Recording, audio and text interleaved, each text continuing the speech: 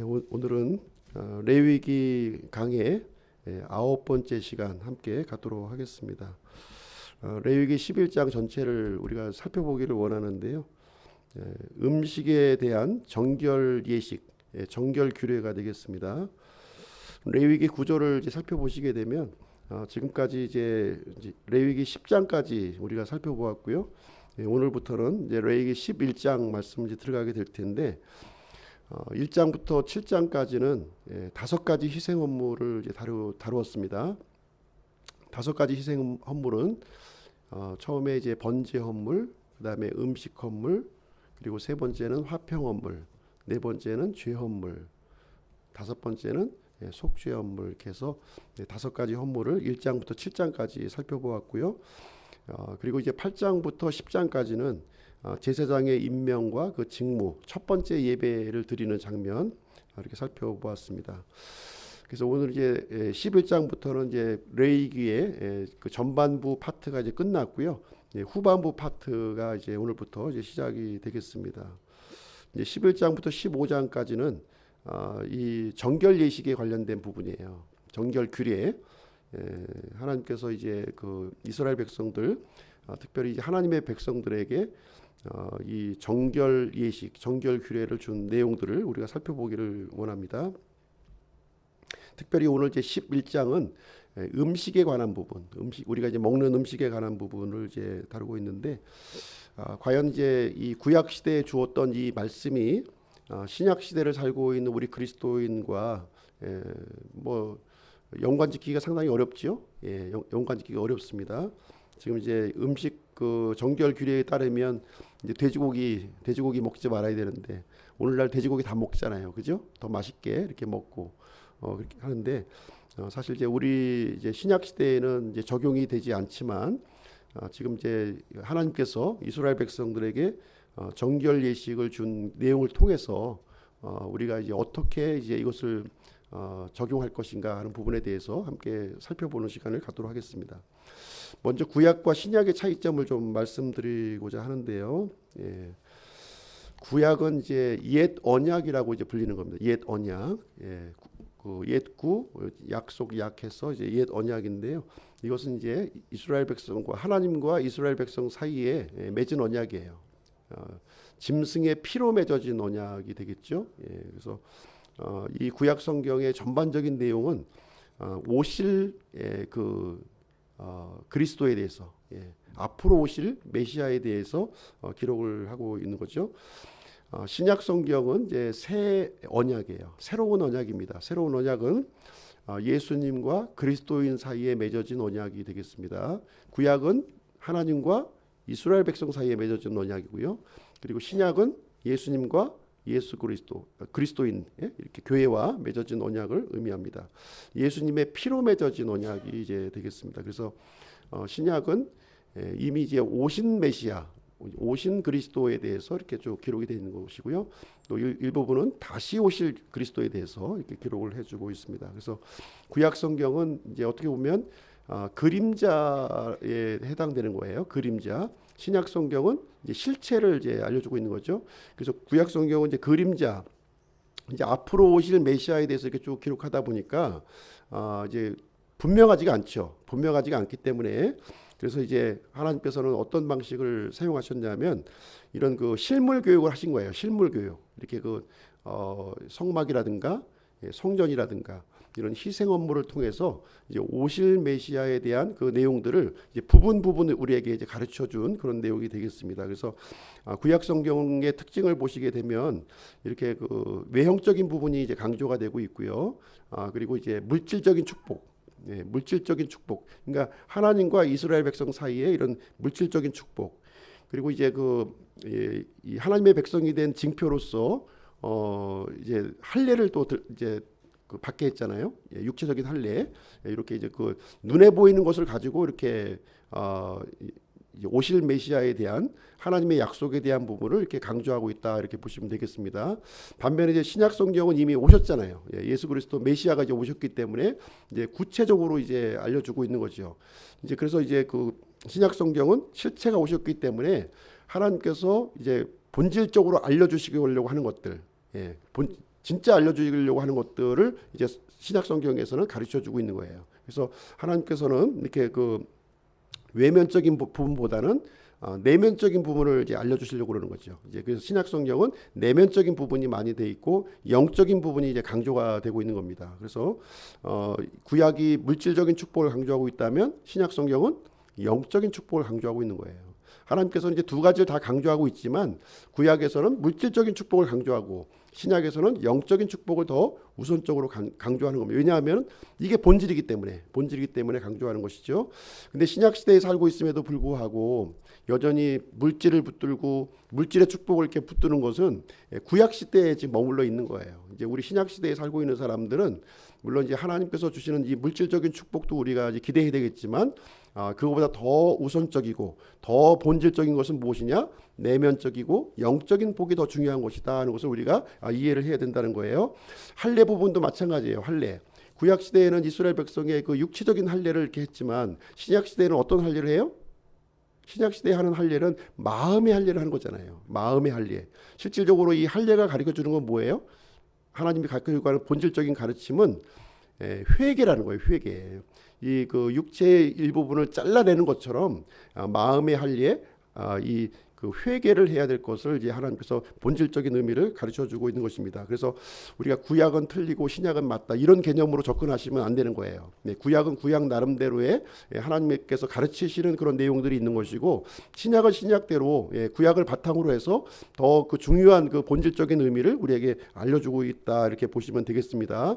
그래서 어떤 사람들은 이게 구약은 그림자고 신약은 이제 실체가 왔으니까 이제 구약은 다 필요 없다. 신약만 있으면 되지 무슨 구약이 필요하냐 이렇게 그 극단적으로 또 주장하는 사람들이 있는 것이죠. 그렇지만 이것은 틀리고 맞고의 문제가 아니라는 거예요. 틀리고 맞고의 문제가 아닙니다. 그래서 구약과 신약이 이렇게 온전하게 합쳐져서 하나님의 뜻이 온전하게 우리가 이해가 되는 거예요. 구약의 그런 그 물질을 통한 이런 어떤 그 시청각 자료를 통해서 또 영적인 의미를 더 깊이 있게 우리가 알 수 있게 되는 것을 얘기해주고 있습니다. 그래서 하나님은 이게 진리를 가르쳐 주실 때 한꺼번에 다 이렇게 알려주신 것이 아니라 시대별로 조금씩 이렇게 열어 가시면서 우리 사람의 이런 그 이해 정도에 따라서 이렇게 더 구체적으로 본질적인 부분을 우리에게 이제 알려주시고 있다 이렇게 보시면 되겠습니다. 그래서 신약의 계시와 구약의 계시가 틀린 게 아니에요. 같은 걸 얘기하고 있지만 구약은 아직 메시아가 오시지 않았기 때문에 그래서 물질을 이제 외형적인 것을 가지고 이렇게 우리에게 알려주신 것이고 이제 신약은 이미 이제 그리스도께서 오셨기 때문에 이제 하나님께서는 이제 이 외형적인 것을 바탕으로 해서 내면적인 거, 영적인 부분을 우리에게 가르쳐주고 있으시다 이렇게 우리가 받아들이면 될 것 같습니다. 그래서 11장부터 이제 15장 레위기에 있는 11장 15장을 이제 구약 성경을 또 어떻게 접근해야 될 것인가 하는 것을 이제 우리가 이제 생각을 해보는 거예요. 그래서 이제 11장부터 15장은 이제 그 정결 예식, 정결 규례를 이제 하나님께서 가르쳐 주고 있는데 이런 것을 통해서 신자가 어떻게 거룩한 삶을 살 것인가, 정결한 삶을 살 것인가 이 부분을 가르쳐 준다는 거예요. 여기에 포커스를 맞추고 읽어야지 문자적으로 이 그 정결 규례를 지키냐 안 지키냐 여기에 그 우리가 얽매이면 안 된다는 거예요. 그렇죠? 그 이상을 넘어서 이것을 통해서 하나님이 진짜 나에게 이 가르쳐 주려고 하는 것이 무엇인가, 우리 하나님을 믿는 이 그리스도인들이 어떤 삶을 살기를 하나님은 기대하시는가, 이런 관점으로 구약을 접근해야지 이것을 돼지고기는 먹지 않아야 되고 미꾸라지 먹지 않아야 되고 이런 식으로 접근하면 안 된다는 거예요. 오늘날도 보면은 또 이렇게 삼겹살을 또 안 먹으시는 분들이 있어요. 이렇게 구약에 또 이렇게 기록되어 있으니까 그렇지 않다는 겁니다. 그런 것을 이제 잘 우리가 분별해서 우리가 받아들일 필요가 있겠습니다. 그래서 오늘 이제 11장 말씀을 보시게 되면 1절부터 8절까지 이제 말씀을 보시게 되면 땅의 짐승들 중에서 정결한 것과 부정한 것을 얘기해 주고 있는 거예요. 땅의 짐승들 중에서. 그리고 이제 9절부터 12절까지는 물고기 중에서도 정결한 것이 있고 부정한 것이 있다는 거예요. 그 부분을 또 알려주고 있고 13장부터 19장까지는 새 중에서 날아다니는 새 중에서도 또 이 정결한 것과 부정한 것이 있다. 이걸 얘기해 주고 있습니다. 그리고 20장부터 20절부터 23절까지는 날개 달린 이런 곤충 중에서 이 날개 달린 곤충도 역시 이제 날짐승으로 표함을 시키거든요. 그렇게 하지만 그 중에서도 우리가 먹을 것, 먹지 않을 것, 정한 것과 부정한 것이 있다. 이제 요게 얘기를 이제 전반적으로 우리에게 11장을 통해서 우리에게 알려주시고 있는 것입니다. 그래서 이 정결한 짐승과 부정한 짐승의 이런 행동하는 모습, 그리고 또 이렇게 어떤 그 특징, 습관 이런 것을 통해서 우리가 이제 우리는 하나님의 백성으로서 정결한 짐승의 이런 그 습성과 이런 특징을 닮아야겠죠. 그리고 부정한 짐승의 이런 습성과 모양을 우리가 닮지 않아야 될 것을 우리가 이제 그것을 이제 우리에게 알려주고 있다, 이렇게 보시면 되겠습니다. 그래서 11장에서 가장 핵심이 되는 내용이 어디냐? 44절하고 45절이에요. 44절하고 이 44절 45절은 레위기 전체의 중심이 되는 구절이기도 해요. 레위기가 가르쳐주는 것을 가장 핵심적으로 요약한 구절이 뭐냐? 44절과 45절이라는 거예요. 이 내용을 우리에게 알려주고 있는 건데요. 44, 45절 제가 읽어드리도록 하겠습니다.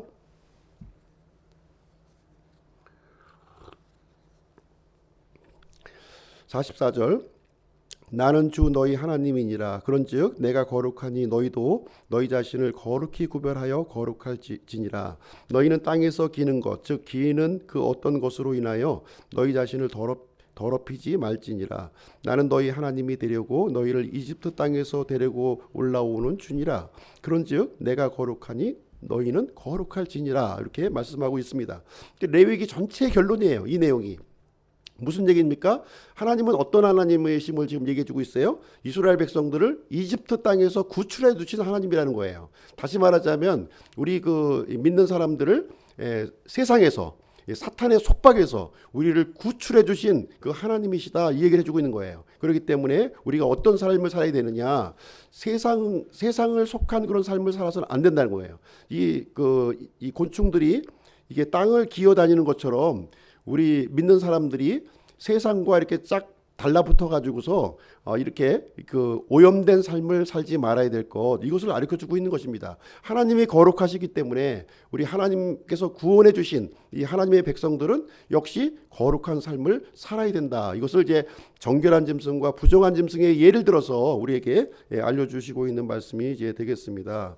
그래서 우리가 동물을 통해서 배울 수가 있다는 거예요. 동물을 통해서 우리가 하나님께서 기대하시는 것, 또 우리가 또 절대로 해서는 안 될 것, 이런 것들을 이 하나님의 어떻게 보면 우리를 향하신 마음이에요. 이걸 이제 율법으로 받아들이면 안 되는 것이고요. 이걸 하지 마, 해, 이 개념이 아니라 우리를 보호해 주시기 위해서 하나님의 백성으로서 우리가 살아가야 될 그런 당연한 위치와 그 역할을 우리에게 알려주시고 있는 그런 부분을 이제 얘기를 해주고 있는 것입니다.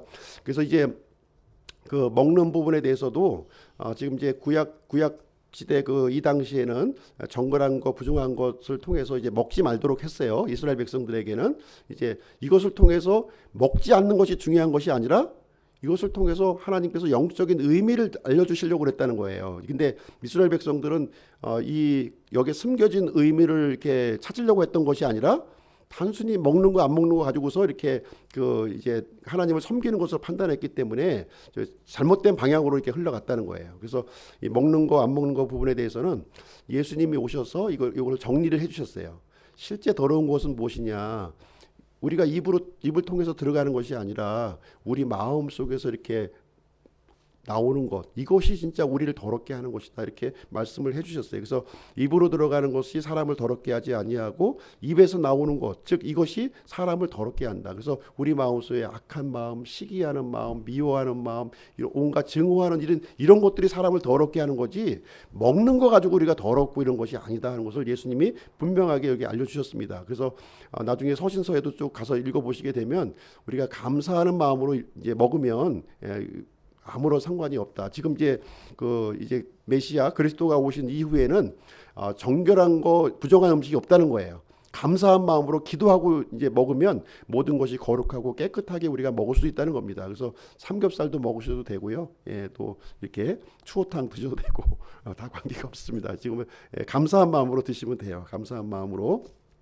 그래서 하나님께서 원하시는 것을 우리가 읽어야 된다는 거예요. 진짜 이 말씀을 통해서 하나님이 원하시는 게 무엇이냐. 하나님이 이제 이렇게 달을 가리키잖아요. 달을 가리키면 우리가 뭘 봐야 돼요?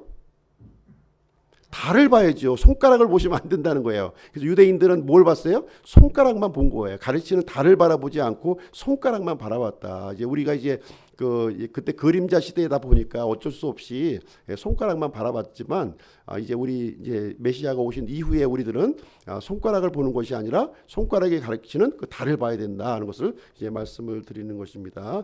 그래서 외적인 정결 의식만 붙들고 이제 유대인들은 이 내면적인 이런 정결함은 신경 쓰지 않았던 모습을 이제 예수님께서 이렇게 지적하시고 이렇게 비판하는 내용을 이제 우리가 복음서에서 읽어볼 수가 있습니다. 그래서 예수님은 이 땅에 오셔서 구약의 율법을 완전히 성취하신 거예요. 이제 다 성취하셨습니다. 그래서 우리는 이제 신약에 살고 있는 우리 이제 그리스도인들은 이렇게 더 이상 율법에 얽매일 필요는 없다는 거예요. 그렇다고 해서 율법에 얽매였으니까 내 마음대로 살아야지 하는 것은 아니고 율법에서 가르치고 있는 진정한 의미가 뭐예요? 우리가 거룩한 삶을 살고 하나님의 백성으로서 살고 이렇게 정결한 삶을 원하고 있으니 그 삶을 살아가는 거예요. 우리 힘으로 안 되지만 이제 예수 그리스도를 쫓아가며 예수 그리스도를 닮아가면서 그 일을 할 수 있다 하는 것을 말씀을 드리는 겁니다. 자, 이제 오늘 이제 그 본문 말씀을 통해서 보시게 되면 정결한 짐승과 부정한 짐승을 구별하는 몇 가지 원칙이 있다는 거예요. 몇 가지 원칙을 한번 이제 이 시간에 살펴보도록 하겠습니다. 1절 2절 한번 읽어보도록 할게요. 11장 레위기 11장 1절 2절 주께서 모세와 아론에게 말씀하시고 그들에게 이르시되 이스라엘 자손에게 말하여 이르라 땅 위에 있는 모든 짐승 가운데서 너희가 먹을 짐승은 이러하니라. 그래서 1절 말씀에 보시면 하나님께서 모세와 아론에게 말씀하셨다는 거예요. 지금까지는 누구에게 말씀하셨어요? 모세에게 말씀하셨어요. 모세에게 말씀하시고 모세가 이제 얘기한 것을 아론이 또 받아서 이렇게 하나님의 뜻을 이제 이루도록 했는데 이제는 하나님께서 모세와 아론 두 사람에게 다 이렇게 이 정결 예식에 대한 말씀을 전하시는 모습을 우리는 보게 됩니다. 3절 4절 한번 보겠습니다. 3절 첫 번째 원칙이 이제 기록되어 있는데요. 첫 번째, 두 번째 원칙. 짐승 가운데에서 굽이 갈라져 쪽발이며 되새김질하는 것은 무엇이든지 너희가 먹되 그럼에도 불구하고 되새김질하는 것이나 굽이 갈라진 것 중에서도 너희가 먹지 말 것은 이러하니라. 낙타는 되새김질을 하되 굽이 갈라지지 아니하였으므로 너희에게 부정하고 해서 쭉 이제 부정한 그 짐승들이 쭉 나오고 있는데요. 부정한 짐승의 특징은 뭐예요? 여기서 굽이 갈라지지 않고 되새김질을 안 하는 그런 특징을 가지고 있다는 거예요. 그죠? 그리고 정결한 짐승은 굽이 갈라졌고 되새김질하는 특징을 가지고 있다. 이 원칙을 가지고 정결한 짐승과 부정한 짐승을 이제 나누고 있는 거예요. 그래서 되새김질하는 것은 여기를 통해서 보았을 때 굉장히 좋은 습관이라는 거예요. 그렇죠? 되새김질하는 거 굉장히 좋은 습관입니다. 좋은 거예요. 정결한 짐승의 특징이기 때문에. 그래서 우리가 하나님의 말씀을 들었을 때 어떻게 해야 돼요?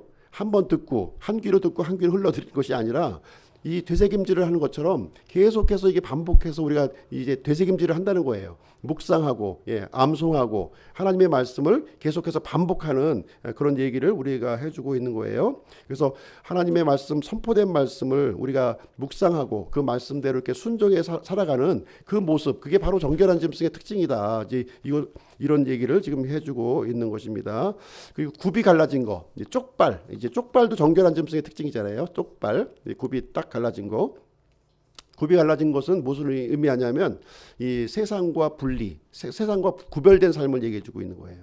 세상과 짝하고 살면 안 된다는 거예요. 이렇게요. 세상하고 악한 것하고 이렇게 짝하면 안 되는 것이고 이게 세상과 악한 것과는 이렇게 구별돼서 분리된 삶을 사는 동물이 정결한 짐승이다. 이렇게 얘기를 해주고 있습니다. 그래서 굽이 갈라지지 않게 되면 제대로 걸을 수가 없는 거예요. 이게 제대로 걸을 수가 없어요. 이게 굽이 이제 벌어져야지 이게 안정되게 이렇게 걸을 수가 있는 것이지 하나로 이제 묶여 있으면 이게 제대로 걸을 수가 없다. 비틀비틀하면서 온전하게 걸을 수 없는 모습을 이제 보게 됩니다. 그래서 우리 구원받은 그리스도인들은 어떤 삶을 살아야 돼요? 이렇게 세상과 짝하지 말고 분리된 삶을 살아야 된다는 거예요. 분리된 삶을 이 모습을 하나님께서는 기대하시고 있다. 이제 이 얘기를 해주고 있는 내용이 되겠습니다. 그래서 굽이 갈라지지 않고 되새김질하지 않는 이 짐승은 부정하다는 거예요. 부정한 짐승의 특징을 얘기해주고 있는 것이고, 이 정결한 짐승은 이렇게 굽이 갈라지고 되새김질하는 특징을 가졌기 때문에 우리 믿는 사람들은 그런 특성을 가지고 이 세상의 삶을 살아가라. 비록 이제 이 세상이 오염되어 있고 악한 세상이지만 거기에 이렇게 휩싸이지 말고 이런 정결한 삶을 살아야 될 것을 우리에게 이제 가르쳐주고 있는 그런 말씀이 되겠습니다. 그럼 이제 두 번째 특징을 한번 볼게요. 두 번째 특징은 어디에 있냐면 9절 말씀을 보시면 있어요. 9절. 9절 말씀을 한번 제가 읽어드리겠습니다. 물에 있는 모든 것 중에서 너희가 먹을 것은 이러하니 곧 물과 바다와 강에 있는 것 중에서 지느러미와 비늘이 있는 것은 무엇이든지 너희가 그것을 먹되. 여기 이제 물속에 사는 이 물고기들을 이제 쭉 얘기를 들으면서 정결한 이 물고기와 부정한 물고기의 그 기준점을 어디에 두고 있습니까? 여기 보니까 지느러미와 비늘에 있다는 거예요. 지느러미와 비늘을 가지고 정결한 거, 부정한 거 이게 나눈다는 거예요. 그럼 우리 믿는 사람들은 어떤 특징을 가지고 있어야 돼요? 지느러미와 비늘을 가진 그 특징을 가져야 된다. 이 얘기를 해주고 있는 것을 우리는 이제 생각을 해볼 수가 있습니다. 그래서 지느러미와 비늘은 어떤 특징을 가지고 있냐면 이 지느러미와 비늘이 있으면요 물을 거슬러 올라갈 수가 있는 거예요. 물살이 있더라도 이것을 거슬러 가지고 쭉쭉쭉쭉 올라갈 수 있는 그런 이제 그 능력을 갖고 있다는 거예요. 그리고 이 비늘과 같은 것은 이렇게 오염된 그 물에서도 이게 나 자신을 보호하고 방어할 수 있는 그런 역할을 하게 된다고 하는 사실입니다. 그래서 우리가 살고 있는 이 세상이 쉽지만은 않은 세상이에요. 이렇게 막 계속해서 우리가 세파라고 그러지 않습니까? 이 세파라고 하는 것이 끊임없이 우리를 공격하잖아요. 거기에서 우리가 이제 이 세파를 이기고 이렇게 올라갈 수 있는 힘이 어디서 나오냐면 바로 지느러미에서 나온다는 거예요. 지느러미를 통해서 이렇게 쭉 올라가는 그 힘이 이제 생기는 것이고요. 이 또 수많은 그 악한 것과 더러운 것들이 온 세상에 지금 깔려 있는데 여기서 나를 보호하려면 어떻게 해야 돼요? 비늘이 있어야 된다. 비늘. 그래서 정결한 물고기와 부정한 물고기를 이 지느러미와 비늘이 있느냐 없느냐 그것을 가지고 이것을 판단하고 있다고 하는 거예요. 그래서 우리 구원받은 그리스도인들은 어떻게 해야 되느냐, 이 악한 세상을 살아가기 위해서 지느러미와 비늘을 우리가 입어야 되는데 어떻게 해야 돼요? 의의 갑옷을 입어야 된다는 거예요. 예수 그리스도의 옷을 입어야 된다. 이 얘기를 이제 우리에게 알려주고 있는 것입니다. 우리 신약성경 6장으로 한번 가서 에베소서로 한번 가서 보실게요. 신약성경 잠깐 여기를 두시고 신약성경 에베소서 6장으로 한번 가서 보시겠습니다. 에베소서 6장 13절부터 16절인데요. 13절부터 17절까지 한번 읽어보겠습니다. 네. 우리 그리스도인들이 어떤 옷을 입어야 되느냐, 신약성경 295페이지입니다. 295페이지 제가 한번 읽어드릴게요. 그러므로 너희가 악한 날에 능히 버티어내고 모든 일을 행한 뒤에 서기 위해 하나님의 전신갑주를 취하라. 그런즉 서서 진리로 너희 허리띠를 동여매고 의의 흉갑을 입으며 화평의 복음을 예비한 것으로 너희 발에 신을 신고 모든 것 위에 믿음의 방패를 취하여 그것으로 너희가 능히 그 사악한 자의 모든 불화살을 끄며 구원의 투구와 성령의 검 곧 하나님의 말씀을 취하라. 이렇게 하면서 이제 이 전신갑주를 입으라는 거예요. 전신갑주. 네, 그 지느러미와 이제 비늘을 입으라 그러니까 막 그 두꺼운 갑옷을 입으라는 것이 아니라 이것은 우리가 싸우는 이 싸움은 어떤 싸움입니까? 예, 육적인 싸움이 아니라 영적인 싸움인 거예요. 그러면 영적인 옷을 입어야죠. 하나님의 옷을 입어야 되는 거예요. 그리스도의 옷, 하나님의 옷, 의의 옷. 예, 여기 무슨 옷이에요? 하나님의 전신갑주로 이렇게 무장해야 된다는 것을 얘기해주고 있어요. 그래서 진리의 허리띠, 의의 흉갑, 화평의 복음, 그리고 또 믿음의 방패, 그리고 불화살을 이렇게 또 막을 수 있고 또 구원의 투구, 그리고 성령의 검, 하나님의 말씀을 취하라 이렇게 얘기를 해주고 있습니다. 이런 것으로 무장이 되었을 때 우리가 세상을 거슬러 올라갈 수가 있는 거예요. 이런 것으로 이제 우리가 딱 무장이 되면 이 악한 세상, 이 악한 마귀의 흔들리지 않고 세상을 쭉 거슬러 올라갈 수 있는 그런 뭐예요? 지느러미 역할을 한다는 거예요. 말씀도 안 읽어요. 기도도 안 해요. 뭐 예배도 참석 안 해요. 어떻게 이깁니까? 이길 수가 없다는 거예요. 지느러미하고 비늘이 없는 거예요. 그 정결하지 않은 그 물고기와 같은 삶이다. 이 얘기를 해주고 있는 겁니다. 그래서 정결한 물고기의 삶을 살기 위해서는 이렇게 이 갑옷으로 우리가 이제 무장을 해야 된다. 이것을 얘기해 주고. 그래서 내 자신이 정결한 물고기인가 아니면 부정한 물고기인가 하는 것을 생각해 봐야 된다는 거예요. 그렇죠? 예. 자, 레위기로 다시 돌아오셔서요. 이제 13절부터 19절 말씀을 보시게 되면 정결한 새와 부정한 새가 또 나와요. 정결한 새와 부정한 새. 레위기 11장으로 오셨어요. 다시 신약 성경, 구약 성경 이제 왔다 갔다 하는데요. 예. 레위기 11장 13절부터 19절 제가 한번 읽어드리도록 하겠습니다. 자, 여기 보시면 이제 이 부정한 이제 부정한 새에 대해서 얘기해주고 있는 거예요. 종류가 쭉 나오는데요. 제가 한번 읽어드리겠습니다. 날짐승 가운데서 너희가 가증히 여길 것은 이러하니라.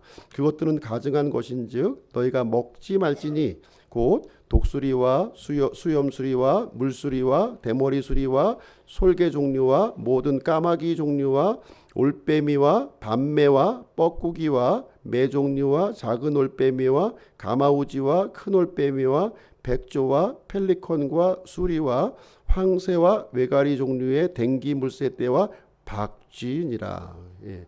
참 이게 우리가 평상시 먹지 않는 거죠. 예, 먹지 않는 거고, 참 이게 맹금류예요, 다 맹금류고, 이게 보면은 이제 요 새들의 특징을 보시게 되면, 이 닥치는 대로 먹는 새들입니다. 이 잡식성이에요. 그냥 아주 먹을 거를 이렇게 아무거나 다 먹는 거예요. 아무거나 그냥 뭐 이렇게 뭐라 그럴까, 먹어야 될 것, 안 먹어야 될 것 가리는 것이 아니라 썩은 고기도 먹고요, 예, 그 시체도 먹고. 뭐 뼈도 먹고 뭐 다 먹는 거예요, 다. 예, 이런 그 특징을 가지고 있습니다. 자, 이런 것을 통해서 우리가 이제 생각해 볼 것은 뭐냐면 우리가 이제 지금 오늘날 살아가면서 정보의 홍수 시대에 살아가고 있는 거예요. 정보의 홍수. 엄청난 정보가 지금 이제 막 인터넷을 통해서 각종 뭐 여러 가지 책자들을 통해서 엄청난 이런 정보들이 쏟아져 들어오고 있습니다. 또 하나님의 말씀도 또 다 같은 하나님의 말씀이 아닌 거예요. 예, 5만 가지 하나님의 말씀이라고 하면서 우리에게 전달되는 그런 시대에 우리가 살고 있습니다. 이러한 때에 우리가 진짜 먹어야 될 말씀이 무엇인가? 예, 그렇죠? 예, 먹지 않아야 될 말씀이 무엇인가? 이걸 구별하고 먹어야지. 예, 하나님의 말씀인 줄 알고 다 이것저것 다 주워 먹었다가는 탈난다는 거예요. 예. 교리도 다 다양하고요. 예, 여러 가지 비진리들이 너무나도 많이 있는 거예요. 그러니까 신천지 같은 이런 이 이단 단체들이 극성을 피우고 난리치는 거 아니겠습니까? 교회에서 하나님의 말씀 가르치지 않고, 예, 엉뚱한 거 가르치니까, 예, 신천지에서 그 성경 무료로 가르쳐 준다고 하면서 이 믿는 사람들 다 끄집어내 가지고서 지금 망쳐놓는 일이 지금 이제 일어나고 있는 그런 내용이 되겠습니다. 그래서 진리의 말씀 위에 바르게 우리가 서 있어야 된다는 거예요. 진리의 말씀 위에. 그래서 사도 바울도 이제 고린도 교회에 이렇게 얘기했어요. 고린도 교회에 너희가 사도 바울이 이제 고린도 교회를 떠난 다음에 이 고린도 교회가 다른 예수를 받아들이는 거예요. 다른 예수. 예. 사도 바울이 그 진리의 정수를 알려줬음에도 불구하고 떠나자마자 다른 예수, 다른 영, 예, 다른 복음으로 이렇게 변질되어가는 모습이 기록이 되어 있는 거예요. 그리고 마지막 때의 모습을 보게 되면 이제 우리 교회에서 건전한 교리를 견디지 못한다는 거예요. 이렇게 진리의 말씀을 전하게 되면 그런 말씀을 듣기를 이렇게 견디질 못해요. 그래서 자기 귀를 가렵게 해주는 그런 말, 이런 말을 찾으려고 한다는 거예요. 위로를 받으려고 그러고, 물론 위로의 말도 필요하고 격려해 주는 말도 필요합니다. 그렇지만 더 중요한 것은 진리 위에 바로 서 있는 게 중요하잖아요. 진리 위에 서 있는 다음에 그 다음에 격려도 필요하고 위로도 필요하고 소망도 필요한 거지. 진리는 다 빼버리고 격려와 소명만 한다 그러면 그 교회 나올 이유가 뭐가 있어요. 그냥 성당 나가셔도 되고 절에 가셔도 되는 거지. 거기서도 좋은 얘기 많이 하기 때문에. 그래서 우리가 교회 나오는 가장 중요한 이유는 뭐냐. 우리가 거룩하고 정결된 삶을 살아야겠다. 이런 결단이 있어야 되는 것이고 바른 진리 위에 내가 믿음을 굳건히 세워야 되겠다. 이런 마음을 가지고 나와야 되는 것이지 그냥 내 마음의 위로만 이렇게 받으려고 나오는 이런 모습은 이 교회 전체를 이렇게 부패시키고 타락시키는 일이다. 이제 이것은 하나님의 백성으로서 합당치 않은 일이다. 이 얘기를 해주고 있는 거예요. 그래서 우리가 이 아무거나 그냥 뭐 이것저것 주워 먹는 이 새들을 먹어야 부정한 그 이 새로 이제 한 것처럼 가려서 먹는 그런 정결한 새를 먹어야 된다는 것처럼 우리도 그런 모습을 가져야 될 것을 얘기해주고 있는 것입니다. 네 번째 그 특징을 한번 보시게 되면 곤충을 통해서 할 수가 있는데요. 20절부터 23절까지 나와 있어요. 20절부터 23절. 20절부터 23절 제가 한번 읽어드리겠습니다.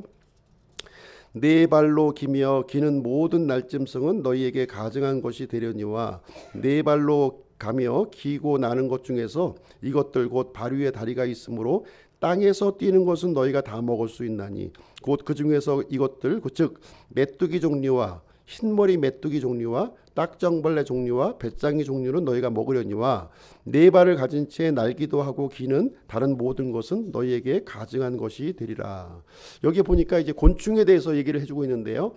곤충에서 이 정결한 것과 부정한 것의 기준을 어디에 두고 있냐?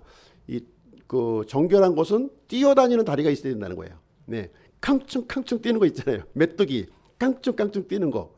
근데 날개가 있음에도 불구하고 땅을 뛰지 못하고 기어다니는 게 있어요.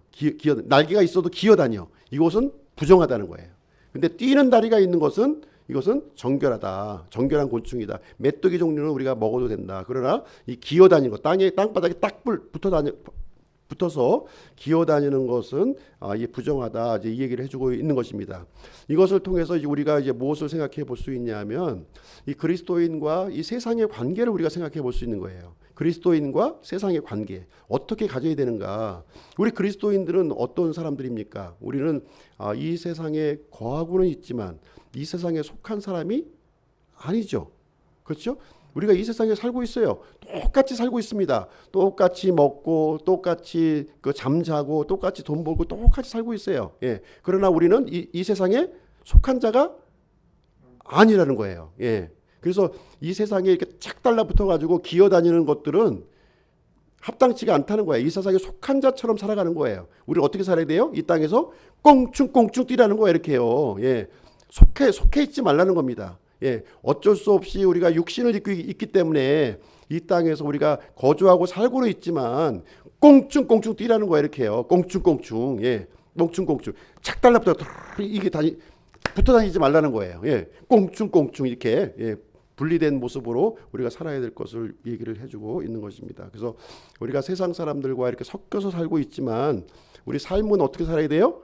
분리된 삶을 살아야 된다. 분리된 생각, 분리된 가치관, 분리된 믿음으로 우리가 살아야 되는 것이 바로 하나님께서 우리를 향한 기대요, 소망이요, 마음이다. 이것을 우리에게 세상 구원을 받았음에도 불구하고 세상 사람하고 똑같이 세상 사람 원리대로 살아가는 모습은 하나님께서 원하지 않는 거예요. 그건 부정한 삶이다. 이렇게 여기서 우리에게 가르쳐주고 있는 내용이 되겠습니다. 그래서 우리 그리스도인들은 이게 세상과 동화가 되어가지고 이렇게 악에 빠져서 살면 안 된다는 거예요.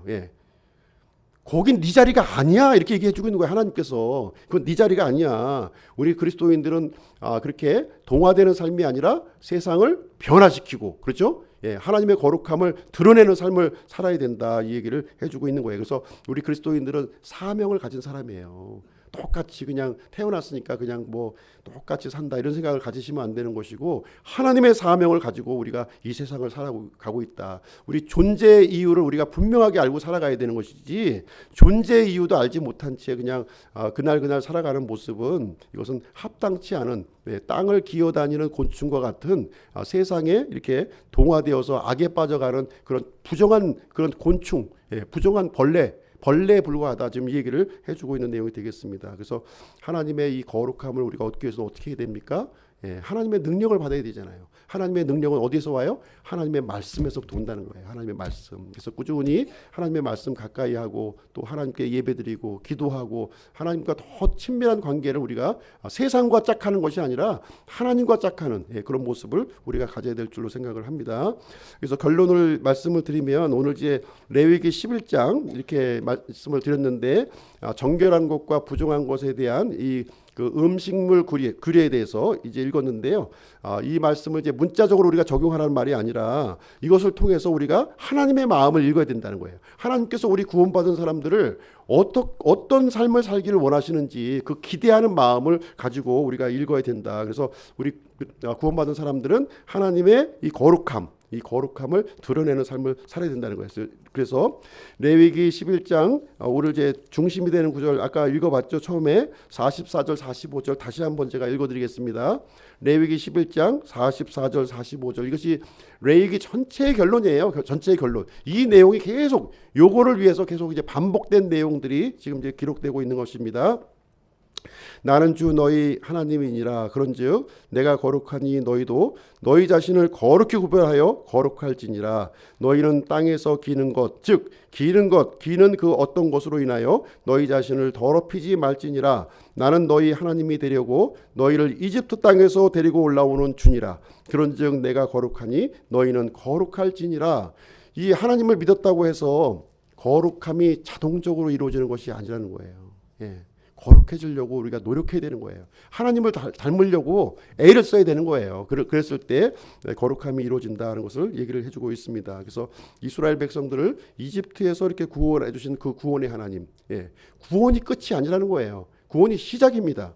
거룩한 백성으로 살도록 하기 위해서 구원해 줬는데, 거룩한 백성으로 살지는 않고 구원받은 것만 만족하고 살아가는 것은 하나님께서 원하시는 것과 전혀 다른 삶을 살아가는 것이다 하는 것을 우리에게 가르쳐주고 있는 내용이 되겠습니다. 그래서 하나님께서 우리에게 구원해 주신 것은 마귀의 속박에서 이렇게 구출해 주신 거예요.